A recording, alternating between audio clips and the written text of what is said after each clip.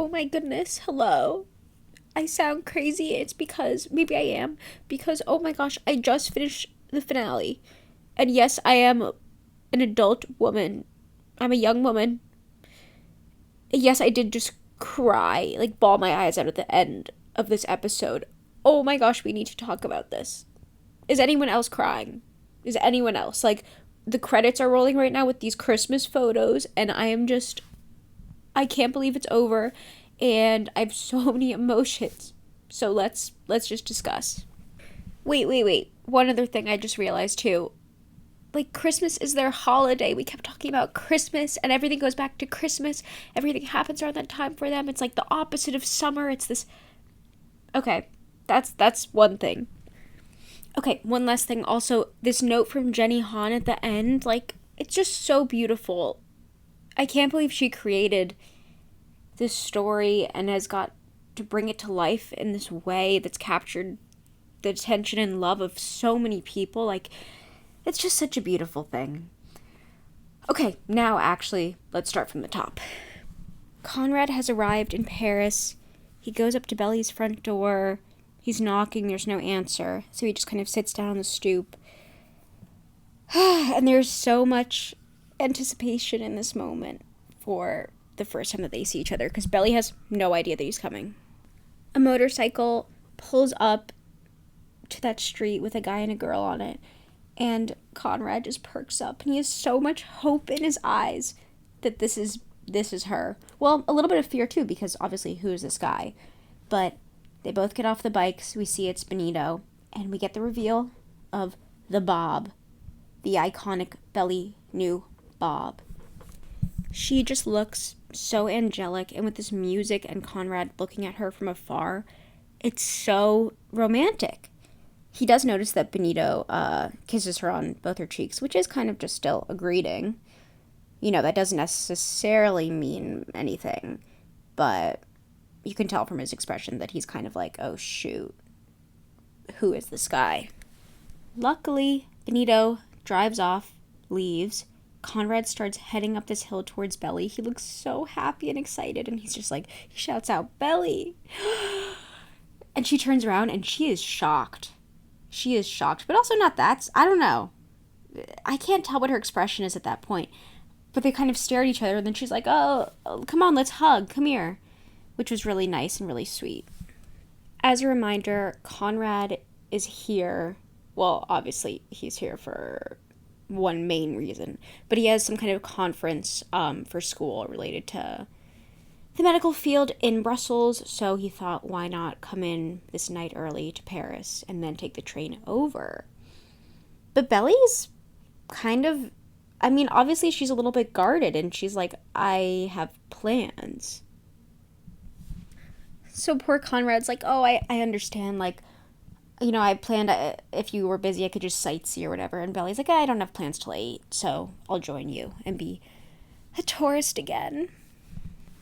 Belly says, you know, I'm just going to draw my stuff inside before we go. And as soon as she's alone in her place, she is internally freaking out. And she reapplies some lipstick, which to me was such a callback to moments in the previous seasons where before she'd see Conrad, she'd look in the mirror and do a little touch-up or something. So clearly, even if she denies it, there is something there. It's so exciting. I am so excited to see what happens.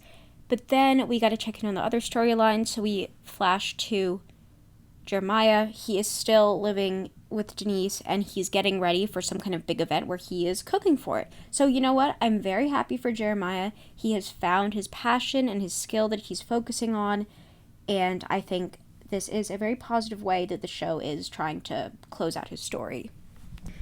We learn that Jeremiah still feels a little bit weird about Conrad and Belly. He knows Conrad's going to Paris, whatever. Doesn't really matter. One of the biggest things we learned from this scene is that Denise and Steven got funding, but it's contingent upon them moving to San Francisco. And then, as TV shows do, Taylor just shows up in the apartment. She just, like, let herself in and no one heard. And she clearly overhears this and starts freaking out because Steven never mentioned anything about them moving to San Francisco. Oh, and also there's an issue with Jeremiah's event because the bar has a leak. And Taylor is helping with this event too. She's working on like the PR side of it. Okay, back to Belly Conrad. They are on a tour bus, being little tourists. And I love that the show keeps putting in previous clips of Belly and Conrad. So, for example, like Conrad looks out at her as she's looking at the sights, and we get a flashback of her in the car with her head out the window. And it just completely puts you in the mindset of the character without having that direct narration. And also, to me, like, stirs up all those beautiful feelings that we all got from the first 2 seasons.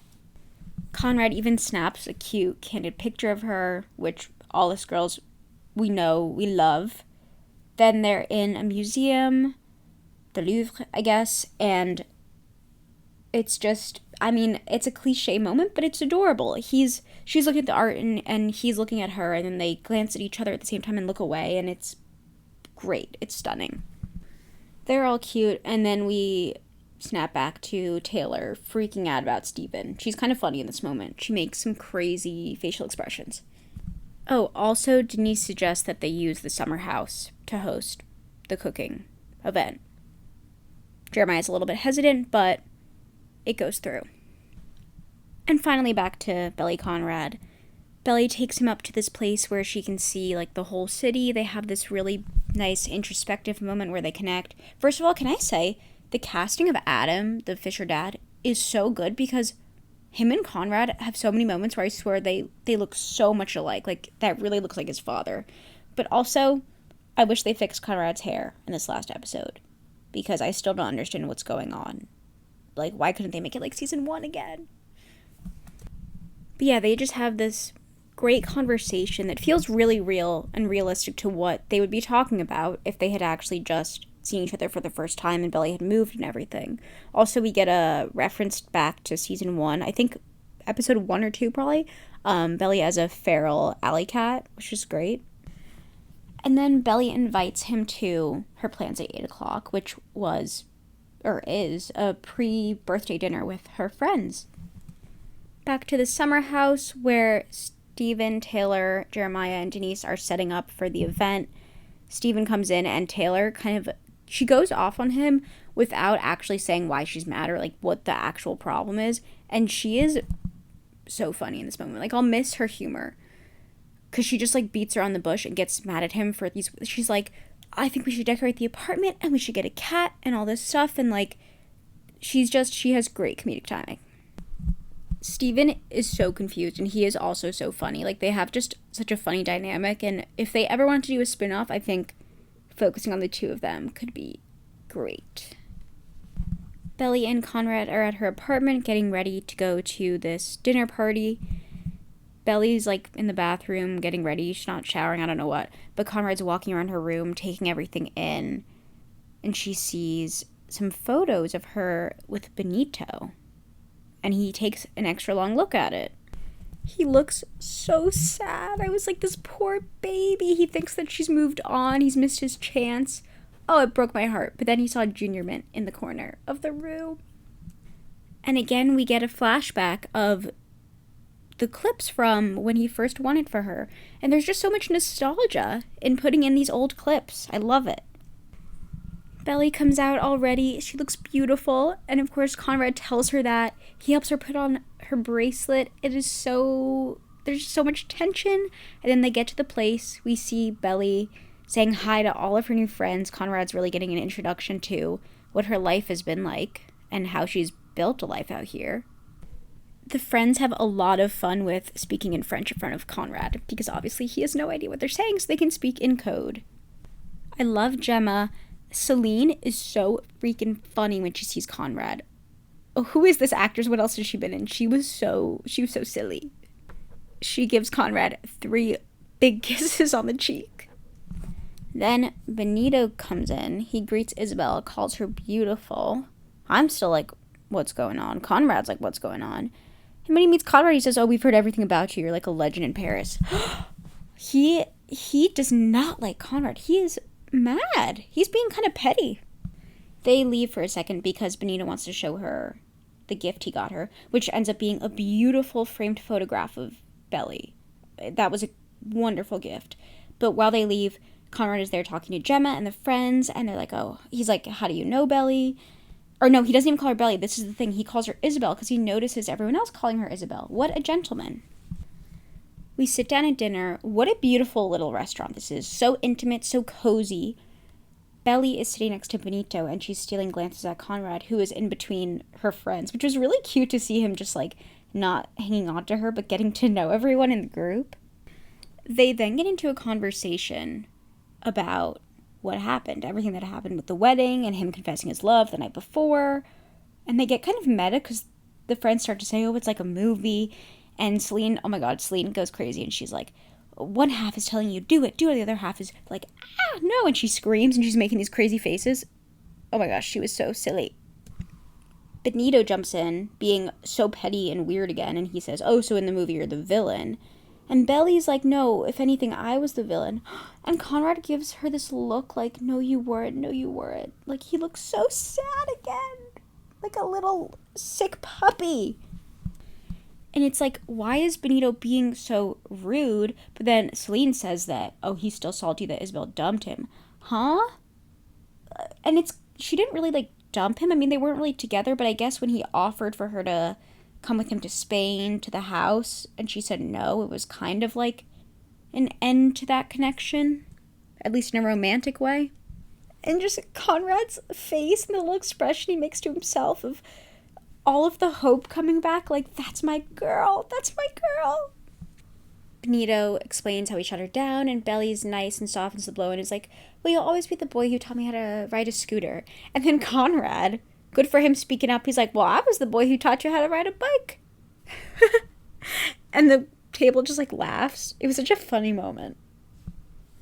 We also get a funny moment where Conrad mentioned something about Cousins Beach, and Clovis, his name, that kind of, like, weird roommate she had, says, cousin, like, I thought they were brothers, no? Back at the summer house, Jeremiah tells Stephen, because Stephen's all confused, he's like, yeah, Taylor knows about San Francisco, so that's why she's upset. Stephen's like, oh, shoot, I gotta talk to her. And then Adam pulls up with... He is low-key funniest character this season with a big batch of champagne, and of course...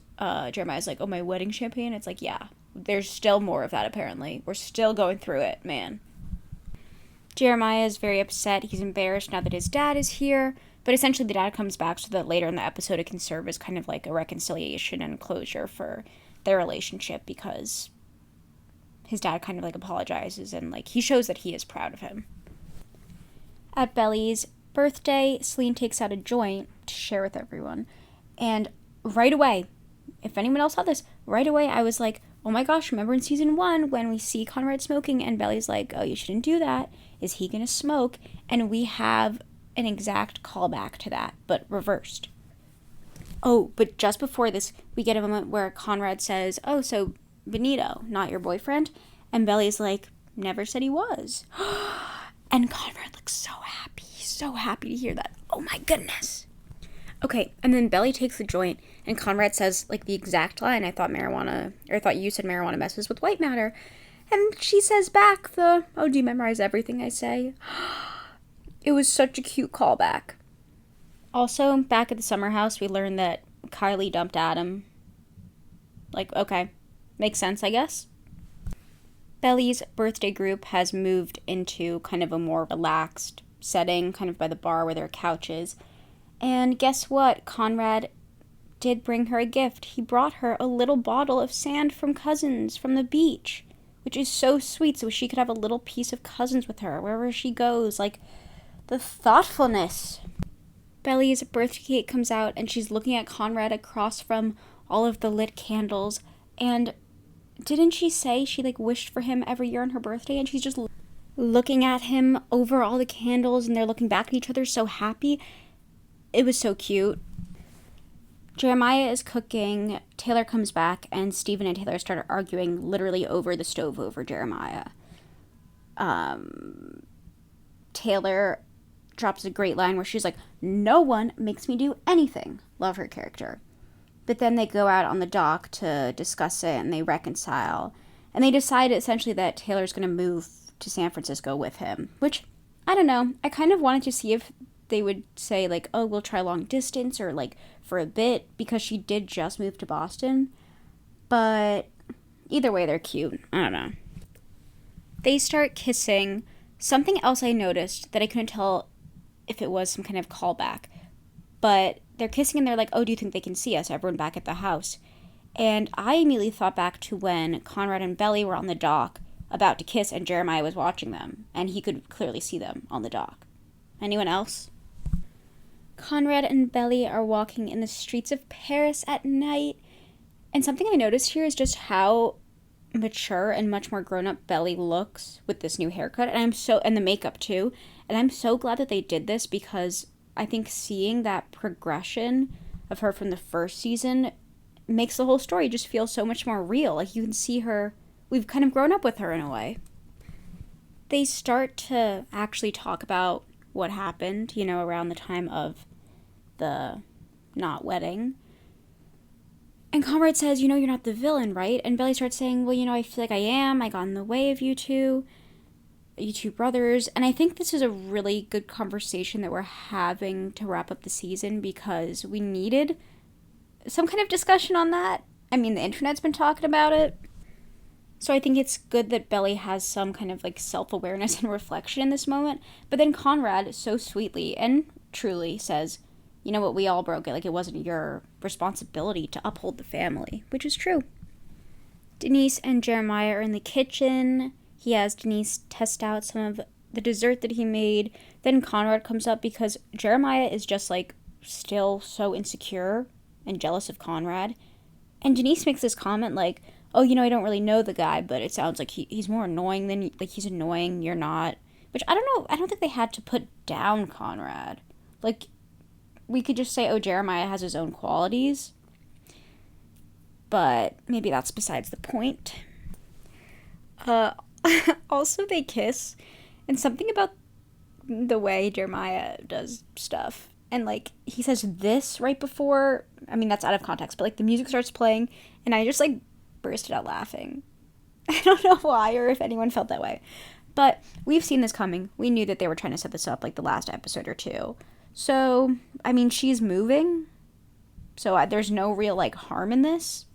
Like, because at first I'm like, I don't think Denise should be with someone like him. I think she should have someone a little bit different, on a different level, on her level in a way.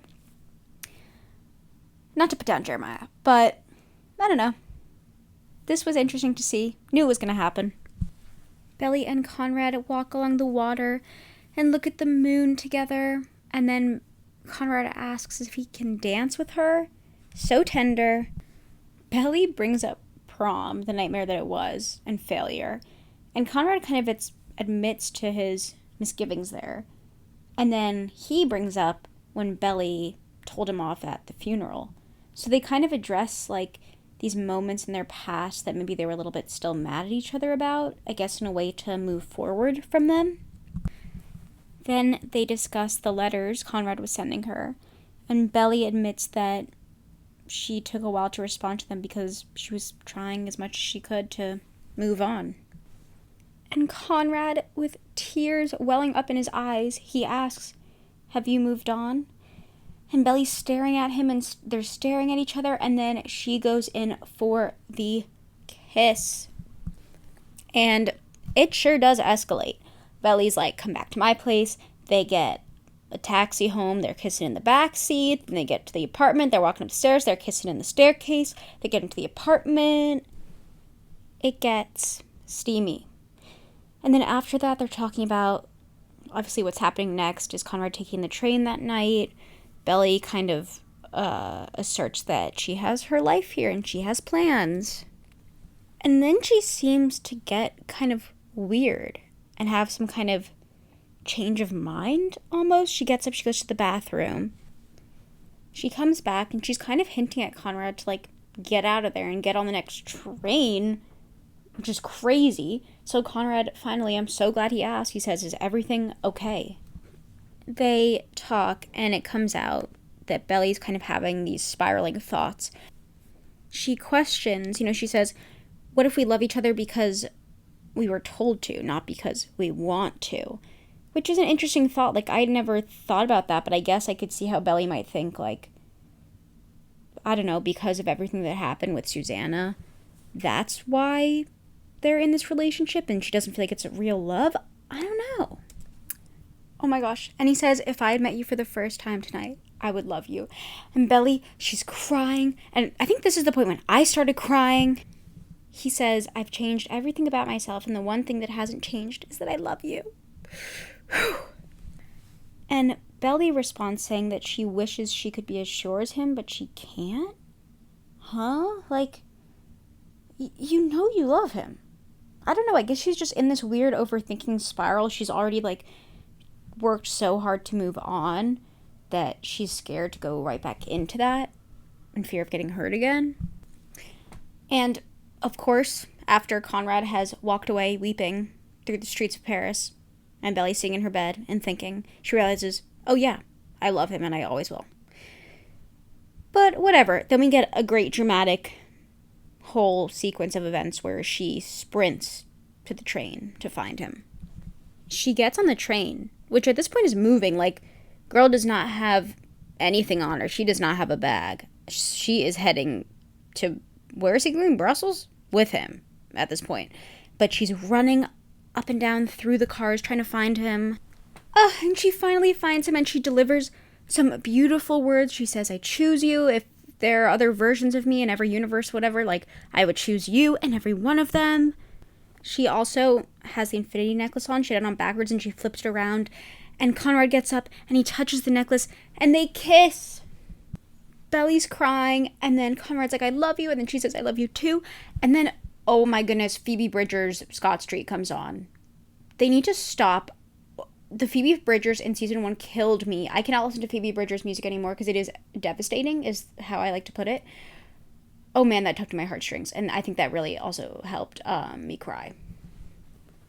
We also get scenes back at the beach house of everyone laughing, smiling, just being happy over the shared meal.